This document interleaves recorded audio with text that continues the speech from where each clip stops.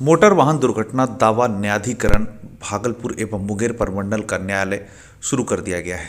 पहले मोटर वाहन दुर्घटना को लेकर मामला कोर्ट में चलता था, लेकिन अब न्यायाधिकरण में ही मोटर दुर्घटना के मामले की सुनवाई की जाएगी।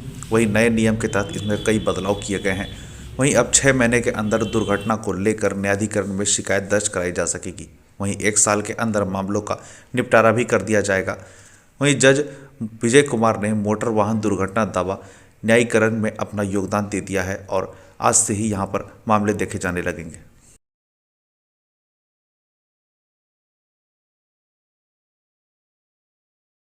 ये संशोधित हुआ है 2022 में। तो अभी इसमें जो संशोधन हुआ है उसमें कुछ चैप्टर को हटा दिया गया है और कुछ नया चैप्टर जोड़े गए हैं इसमें। तो इसमें अब पहले था क्या, ये चलता था कोर्ट में, अब ये न्यायाधिकरण बना दिया गया है। तब इसका जो निष्पादन होगा इस न्यायाधिकरण में होगा और इसमें इसको थोड़ा इजी बनाया गया है कि जल्द से जल्द उनको मुआवजा मिल जाए। और इसमें पहले जो मुआवजा 2.5 लाख का था वो फिक्स बढ़ा करके उसको 5 लाख तक किया है फिक्स वाले में। और जहाँ जिसमें एक था पहले शायद 75,000 का, तो उसको बढ़ा के 2.5 लाख किया गया। ये दोनों तो 2.5 लाख वाला तो गवर्नमेंट के हिसाब गवर्नमेंट के यहाँ से होगा, सरकार जो देती है वो, और बाकी जो है यहाँ से होगा। और कुछ जो है जिसमें कि कोई ऐसा व्यक्ति जिसकी दुर्घटना में अंग भंग हो गया या किसी की मृत्यु हो गई है, तो वैसे व्यक्ति के लिए फॉर्मूला बेसिस पर निष्पादन होता है। उसमें एक चैप्टर चार्ट बना हुआ है, उस चार्ट के हिसाब से उसको देखना है कि कितना पैसा इसको मिलेगा, उसके लाइफ के हिसाब से कितना उसका लाइफ बचा हुआ था, कितना होगा जाएगा, कितना पैसा मिलना चाहिए, वो सब चार्ट में बना हुआ है। एक वो सब मिलेगा। और एक ये भी है कि अब पुलिस को भी जिम्मेदारी दी गई है कि जैसे थाना प्रभारी के इलाके में जिस क्षेत्र में उनका है थाना, तो थाना प्रभारी घटना अगर घटती है तो उसके बारे में इसको न्यायाधिकरण को सूचना देंगे। या मान लिया कि कोई व्यक्ति ऐसा है जिसकी मृत्यु हो गया, चाहे इसका अंग भंग हो गया है, वो उसका कोई रिश्तेदार या कोई बच्चा या कोई